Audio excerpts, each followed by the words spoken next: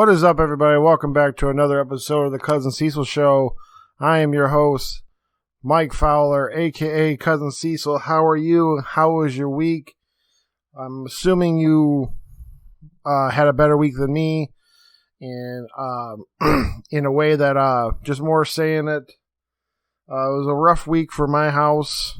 One of our oldest dog passed away. And it's been a rough one. He was 13 years old, and he was just having some trouble all week from basically Monday morning to Thursday, and just Thursday we had to make the call. We were hoping, for like some kind of turnaround for this dog, but just never came. But yeah, just been a little down on that.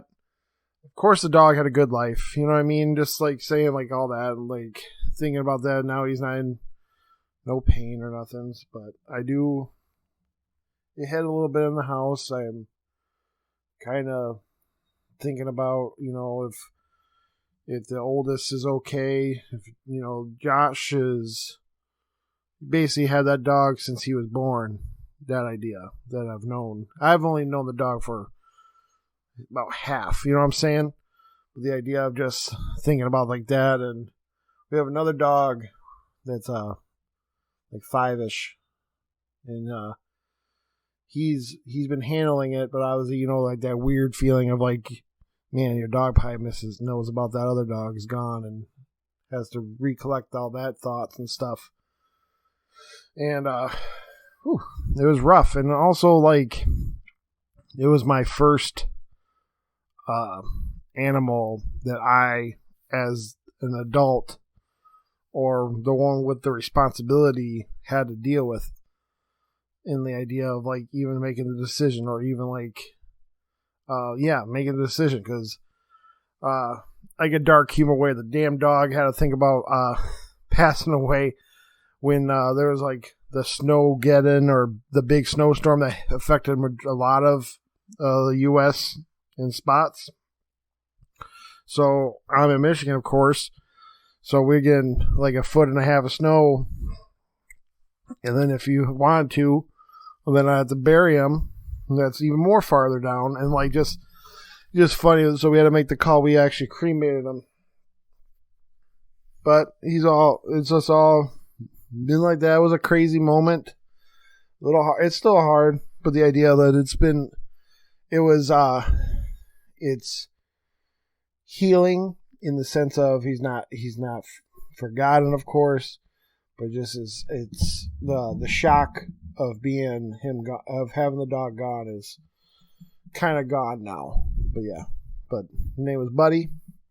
Not little. Fucking like a big old lab mix. But yeah, he was a good dog. But yeah, I'm not going to get that far into that. I try to get just more thinking about that. Just some rougher week for that. But let's get into more of what I've been playing. And I'm trying to remember if I read anything. Nothing at the hand. But back to what I was playing. To my knowledge of what I played. I played a little bit more Mass Effect 2. And I am going to keep playing it. I know, as you can hear from other episodes and stuff, how I say this. No, I'm going to play it. I'm going to do a little shuffle. And I'm also, again, on another episode of the Cousin Cecil Show, saying I am going to put down Fortnite for this next coming month, and like the idea of like these games are coming and all that stuff, because nothing like that, hey, Fortnite's fun. Fortnite's also funner with people, and it's just been this season in particular has been the lowest amount of time playing with others to give you like that I ain't doing like that to Fortnite, but the idea of like a post-nut clarity of like, you know what? There could be playing a lot more games, and like, delving my time into other stuff. So, obviously, I did play some Fortnite. The foundation skin is out. I was able to do the task enough so I can at least have the Rock's face on the Foundation's body. That was a goal. And then my current goal, so I can put it away in time, because today of recording, of course, is another bigger game that came out. But obviously, we'll dive into that in a minute. But I want to at least get the last 2 pages of the Battle Pass as rewards. Sounds, makes sense. I paid for it. Might as well, especially since it's Spider-Man. I'm like, man, I'd feel like a real dickhead to my kid who's been watching. And every time Spider-Man comes, either kills me or I kill Spider-Man, he goes, whoa, it's Spider-Man. So it'd be really dumb if I can't at least get the skin for myself, so at least I can have it for any time I want to. He even saw the Green Goblin stuff and all that. But, what is it? Back to Mass Effect 2, because I did jump onto the Fortnite. Mass Effect 2, I have recruited Garrus after learning that his name was Archangel in a weird, dumb nerd way of how they were talking about his code name. And this other guy who seemed like a bounty hunter at the time. But the thing is, I might be in the outs. The Dr. Morden. I might be in the, again, like I was trying to say, on the wrong side of this discussion. But I actually think I like Mass Effect 1 a hairpin more than 2 at the moment.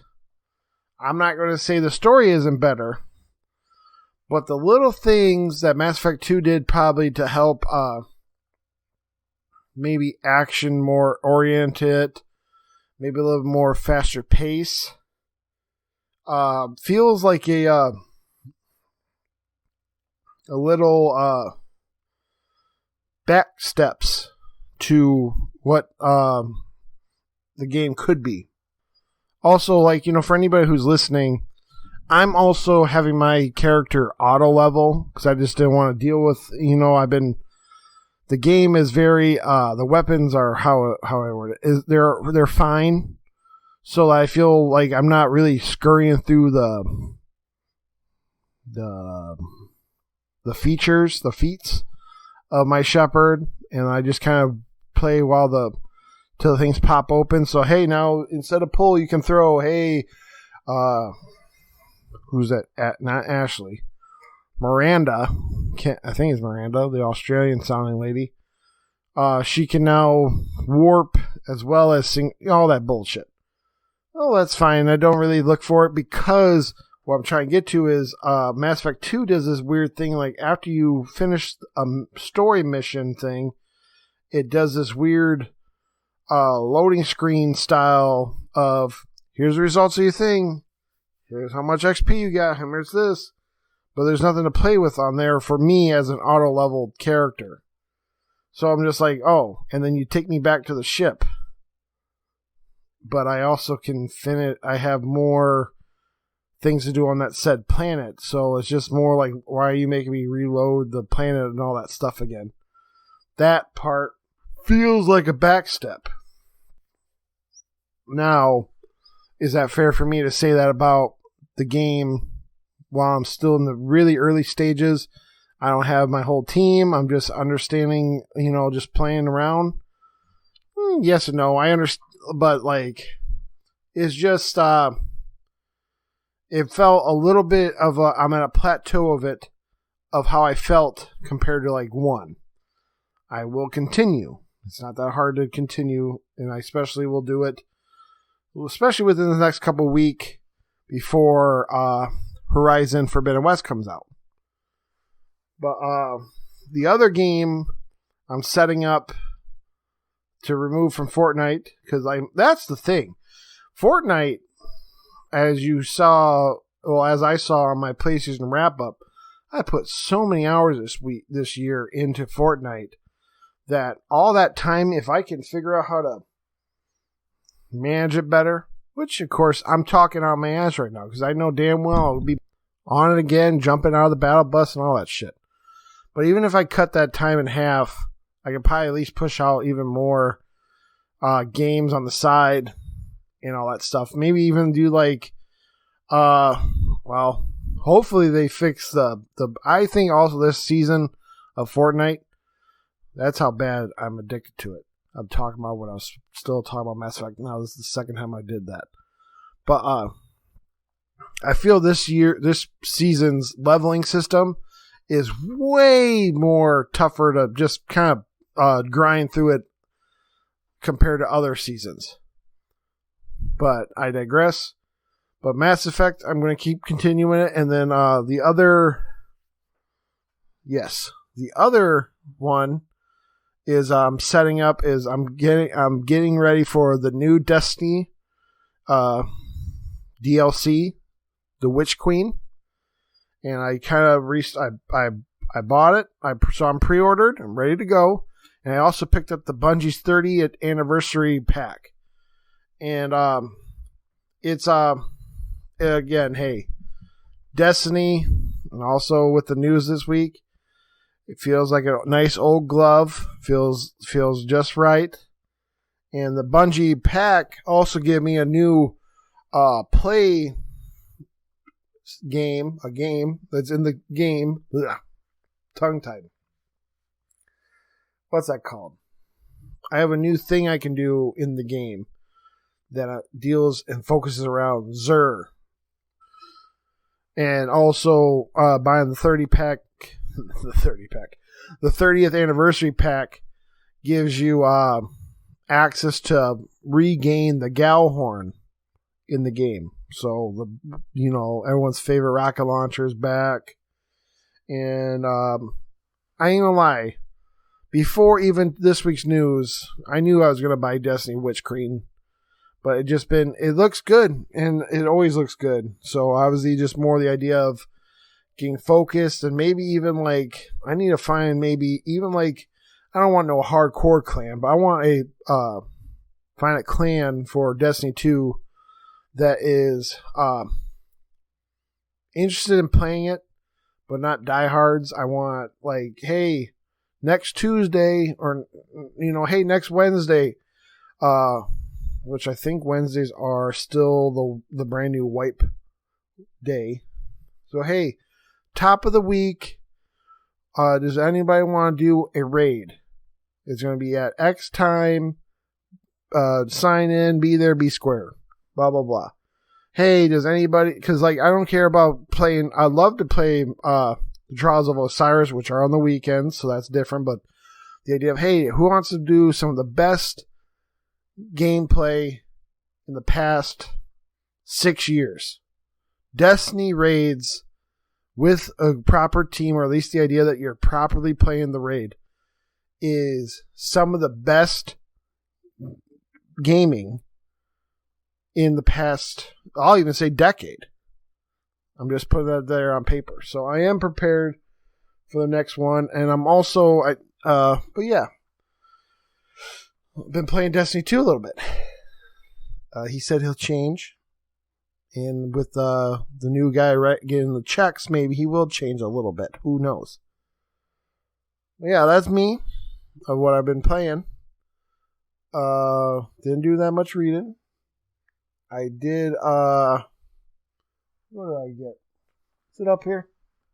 Oh, yeah, nothing important. I've been just picking up, I got a variant cover of Suicide Squad issue 1, but with Peacemaker on it, so it looks kind of cool.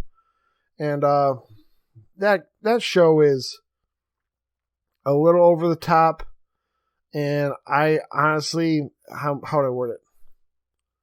It's probably because it's focused. It's not the answer to the DCEU for me, but it is enjoyable. So I'm at a standstill of like, I still do not like James Gunn's goriness, but it kind of works, kind of doesn't. But yeah, that's another thing on me. But yeah, this week in news, when we do the two, well, I gotta look it up before I say anything. So maybe I guess we'll get into the bigger news is Sony bought Bungie. They apparently this week they are set to acquire Bungie for $3.6 billion with a B dollars. And some people were just I'm more saying in how I speak. Some people thought this was like a response to the Microsoft Activision accusations, acquiring, whatever the word is. Turns no, they've been in talks with it since last summer. Because obviously you know how business works. It takes a little bit. But the plan is with Bungie. Bungie is now going to be a Sony first party. They are going to also stay multi-platform. And they said at the moment, so I'm just sticking to what they said. There will be no changes to Destiny. There will be no best version on X system version of Destiny again. And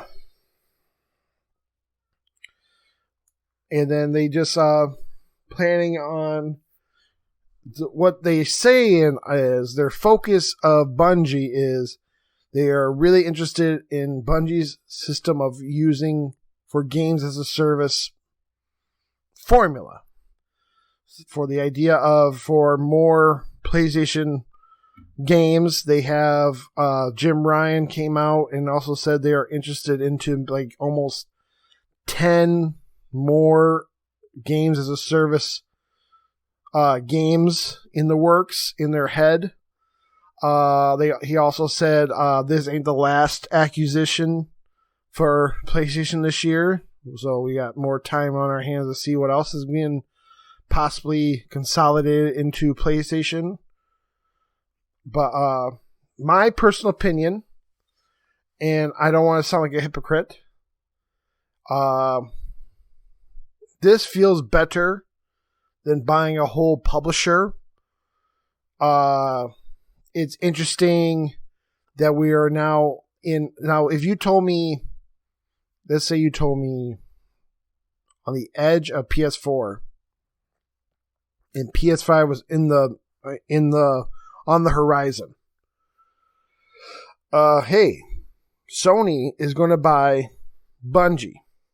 And Bungie is going to be the first studio of theirs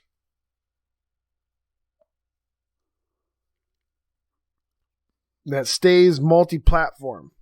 I would say bullshit. So I think it's very interesting for this generation that multi-platform games are an option. I know that the MLB The Show is different because that involves franchise trademarks and all that shit with the actual MLB. And I know that, hey, this year's MLB that's going to be coming out is also coming to Game Pass day and date.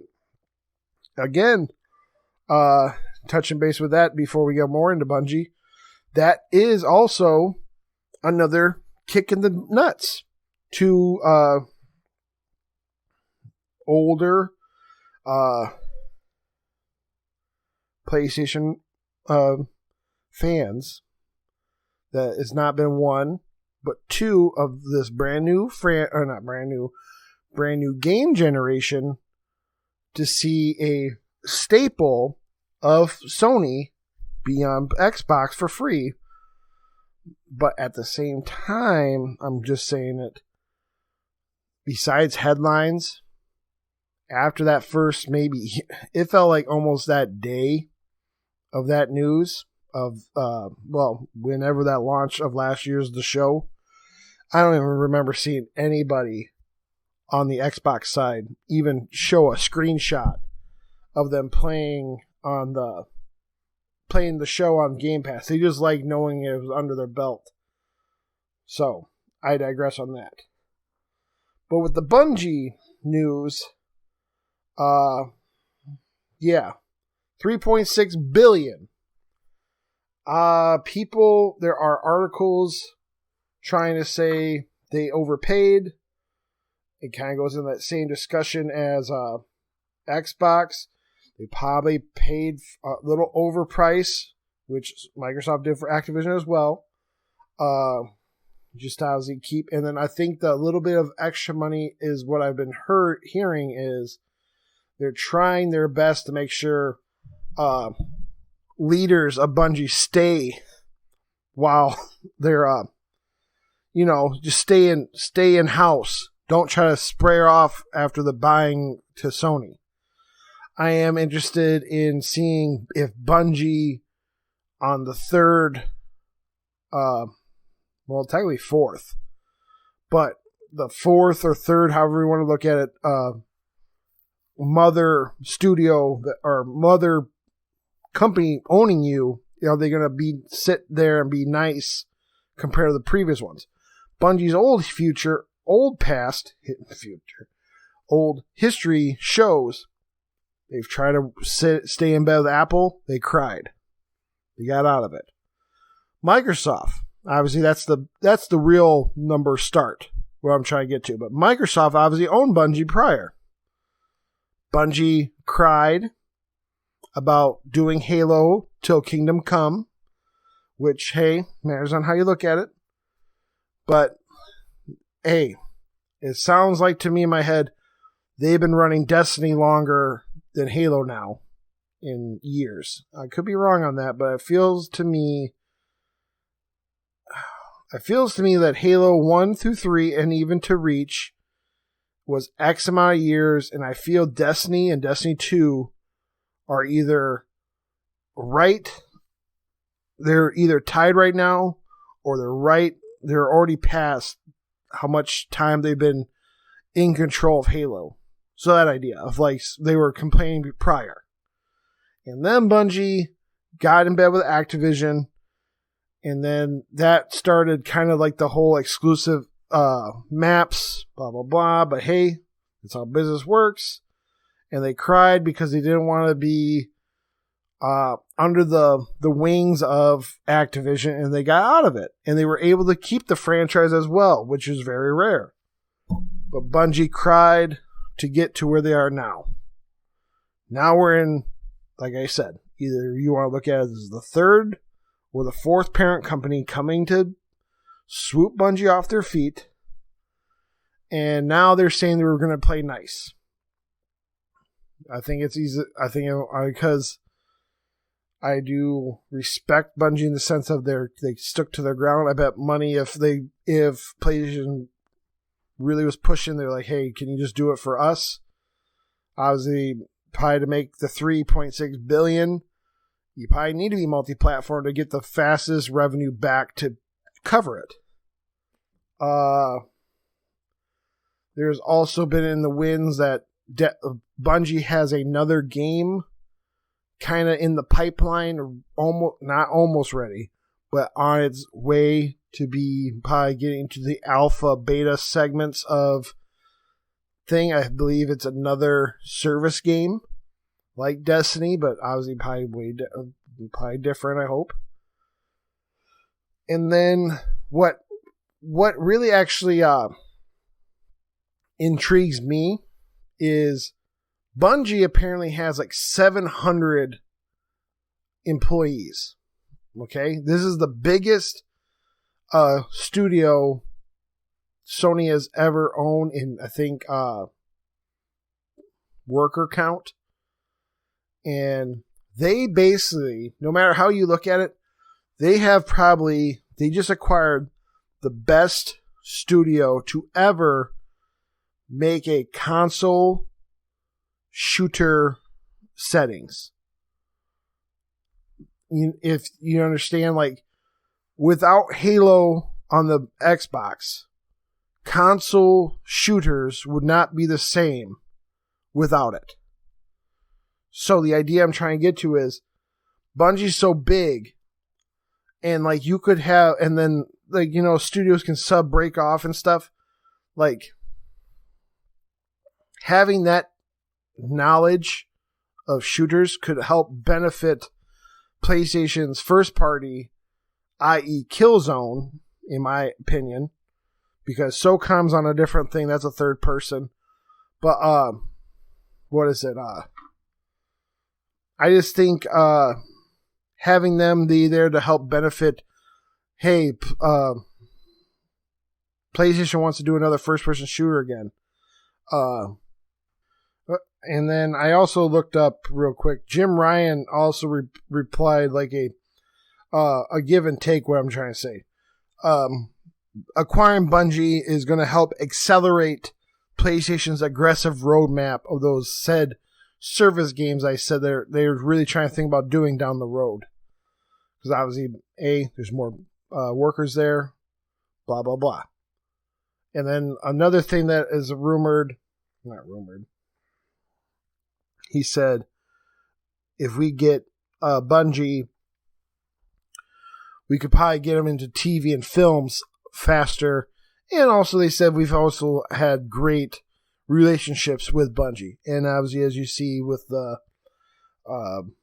exclusive maps, I think they even had the exclusive alphas and betas of Destiny. It kind of shows forth since they separated from Microsoft. My personal opinion, like I said, I'm looking forward to it. I'm also looking forward to how PlayStation handles this whole multi-platform thing, or the idea of like, how would I word it? With Xbox, we understand what their motives are. Besides them wanting to just own everything, to be like a conglomerate, and just how that, like Amazon mentality. They want services. They want things to help push the pipe of content.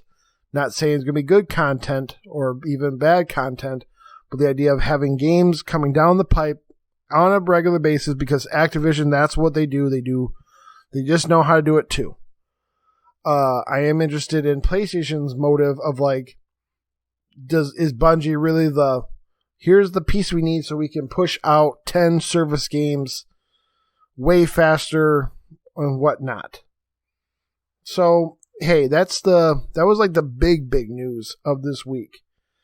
And then the other two, there's more we're going to talk about, but the other two was, there was also a little state of play for Gran Turismo 7, and then the next day was Ghostwire Tokyo. But I think they also, PlayStation themselves, I think they kind of shit the bed by not doing these proper state of plays. They just kind of say, hey, we're going to be here and it's just going to be focused on this. So the Gran Turismo one happened. Honestly, it looks great. You would be a liar. You would be a liar. That's the thing. Let me backstep my thing. If I ever was a game reviewer, I don't think I could ever put anything past a 3, maybe a 4, because I've always believed now, people saying games look good. I wonder if games, like the looks of games, should not even be reviewed anymore. I think it should just stick to gameplay and game mechanics, because we're obviously in a golden age of how games look. I'm just saying like that. So Gran Turismo looks great. No shit. We already knew it was going to look great. One cool thing is, obviously, I saw there's ray tracing while it's in playing, not just in photo mode like in Forza. And one thing that no one talks about in a cool, like, well, you can do that. But I was kind of surprised to hear they have even split screen set up. Split screen, I've been hearing, is a thing that involves, you're taking away RAM from X amount thing. So one thing's going to hurt from the other thing. But I think it's kind of interesting to see Gran Turismo goes, no, we got split screen, no problems. So that's really cool. Them walking you through kind of like what would be the tutorial section of Gran Turismo 7 is very overwhelming. And it made me go like, oof. I wish I was a car guy. I wish I knew that I cared for this certain alternator, compared to this certain muffler, and I wish I understood why there is a live marketplace of used cars for Gran Turismo that some days it might be on sale, some days they're not, but the idea of like you have a live, living and breathing, quote unquote, marketplace for Gran Turismo, and it's cool. I do think it's interesting that they are how they also made like cinematic mode happen. If you want to rewatch your play things, you can now basically use a filter so that it the camera will cut when the music changes and shifts like in the beat of the song of their soundtracks. Also today I heard I think it was just instrumental, but there's a Bring Me the Horizon song for Gran Turismo 7. I really like it. It's just instrumental, but I really dig that rock. Like, it felt like an anime intro with no words, but obviously just for the cars. It was like real good. I think it was already confirmed. It was going to come out in March 15th. Because it was Beware the Ides of March. Yeah, it was. It's March 15th is going to come out. It looked fine. Do I think it was maybe a little too much for 30 minutes? That's me. I'm not a car guy. And then the next day, that was a Wednesday. Thursday, there was a Ghostwire presentation that showed some new gameplay. Really heavy studio interview, very Japanesey, in that sense of like he's talking and he's too modest to take a compliment, so he's like, well, thank you very much, and all that shit. And then the game is still like okay. I guess you made a game that's first person that is not VR, but it makes you feel like you are doing VR since it's just hands.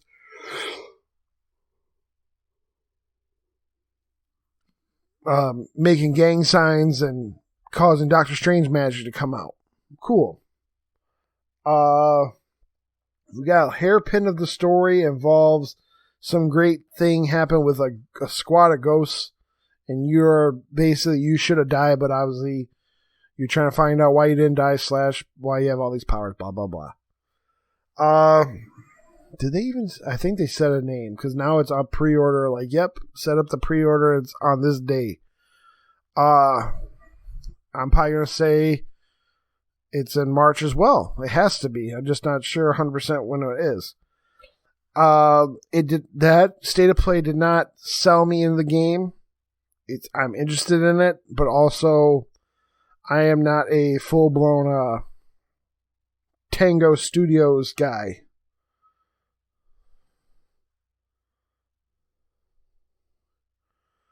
I'm looking up the March 25th. It's going to be on PS5 and PC. But yeah, the only thing that I like not the art style, but also like I like the weird skull ghost mask that they have for maybe the antagonist. And there's a steel book of it, and it looks really good. It makes me like, man, I've never been interested in a steel book, but I like to get that. And then that was basically it for the week of that. And then more saying some spotlights I saw that was interesting in the comic book realm is for DC. They are doing a little 6-issue miniseries called Jurassic League. And it is written by the team. He did Wonder Woman Dead Planet for DC's Black Label. And I like his art style. He seems to me like the art style feels kind of close. Now looking at the picture right here, It's not as much as I was saying it earlier, but it reminded me of that TV show Primal. Samurai Jack's artist does it, but it's not so gritty.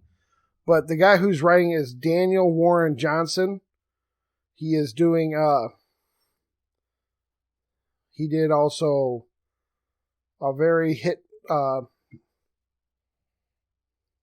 series for Marvel, the Beta Ray Bill's last little thing. But it does look very interesting, because obviously it involves all the heroes are dinosaurs in like humanoid dinosaur style, like Batman's like a T-Rex style. They even have the Jokers in the story, and the Joker's going to be a Dilophosaurus. I saw Superman is like a brontosaurus head humanoid thing. Very, like, obviously the greater good kind of dinosaur. And I think Wonder Woman's a Triceratops. I don't keep on sounding like that, but it looked interesting. I believe it's coming out in June. And then for Marvel, two of them that have kind of caught my eye was they are doing a Savage Avengers again. And the team kind of like caught my eye. The team is set up as Cloak and Dagger. I think it looks like Conan. Anti-Venom. Weapon H, which is a Hulk Wolverine hybrid monster, if you're not that current with them. Black Knight and Elektra as the Daredevil's Woman Without Fear.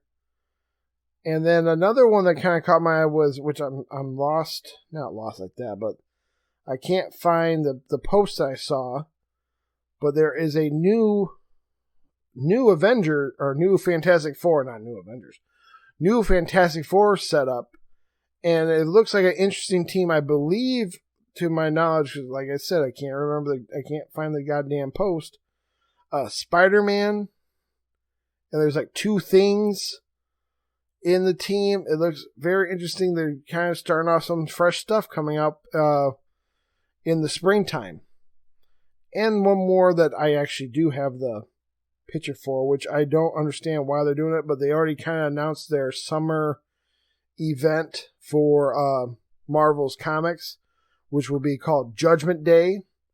And very corny, they have it say AXE, so it looks like you're talking about Axe body spray, but it's an Avengers X-Men Eternals event called, like I said, Judgment Day, with the team Kieran Gillian, Valerio Schitz, and Marte Garcia. And my first thought when I first saw them, like, because they didn't show the Avengers, I believe. I think they just showed Eternals X-Men. I'm like, X-Men can't catch a break. They died, came back, set up this House of X, and they kind of are now in their own little world. Yet they're still getting fucked around with by now Avengers and Eternals. It looks like the Avengers in the picture of the promo is in the middle of it, trying to like probably keep the peace. But it's, like I said, going to come out in summer. Just sounds interesting because of obviously, what is it? It's cool to see them having a new X-Men event happen again. And Avengers, X-Men, and Eternal sounds to me like the closest thing we're going to get to what the Marvel Cinematic Universe is going to be setting up down the road, since obviously they do own X-Men. Do I say they're going to do Judgment Day on screen? No, but it's just interesting. And another thing I saw that they're doing Secret Invasion 2. I bet you $1,000 there will be no Spider-Man character as the hero or the person who ends the problem, like Secret Invasion 1, because of this with Sony owning Spider-Man. But yeah, I think that'll do it for me. This week for hot picks. Hot pick for movie. I didn't get to watch it yet, but I am. It's in my heart to go out to the theaters and watch it. But Jackass Forever is out If you know me in my past and my back up in high school, Jackass was my favorite show. I also, if you scurry through the YouTube, there is 2 trailers for, and it might be easier to find the username CMS22. Might be easier to find, but there's 2 trailers of that. I had a Jackass movie that was supposed to come out in 2006, but we just never got an end to the, like, finishing it. There are footage and there's certain scenes on someone's old Windows either 98 computer of, I don't even think it was XP. Yeah, I think it was Windows 98 setup of editing a Jackass video.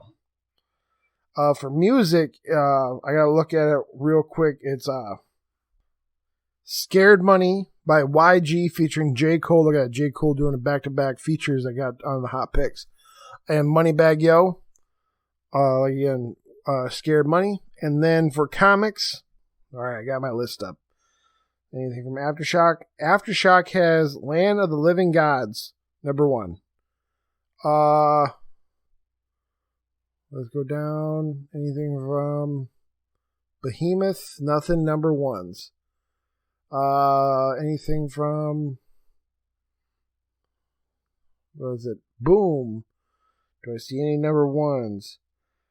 Faithless 3, number 1. Whoever that is. Keep on checking. Nope. And then let's keep going. Anything from Dark Horse that are number 1s? Norse Mythology 3, number 1, whoever that is.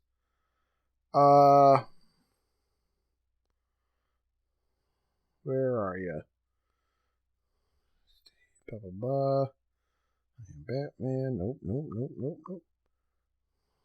Feel real slow on the Strangelove Adventures. So they're doing a Valentine's Day one-shot miniseries. One-shot book coming out this week. If you want some Valentine's Day stories, let's keep on going. Just double checking. Anything IEW? Nothing to really Image. Prophet, number 1. And then now we're going to get down to Marvel.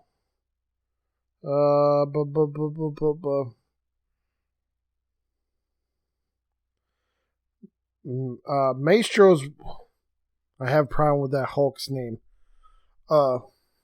Maestro, World War M, number 1. It's a 5 little issue series. Secret X-Men, number 1.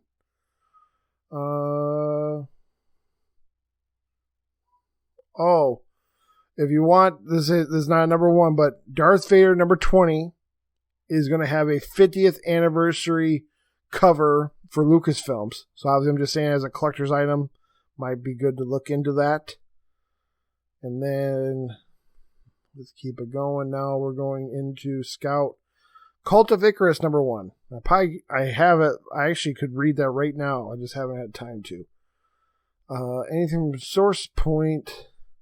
Cover of Darkness, number 1. Shelter Division, number 1. Anything from... No, that would be it. All right. But yeah, I think that'll be it. And thank you guys for listening. As we say every week, be good to each other. Hug your pets. Don't know when they're ever going to go. And then I'll catch you next week. Peace.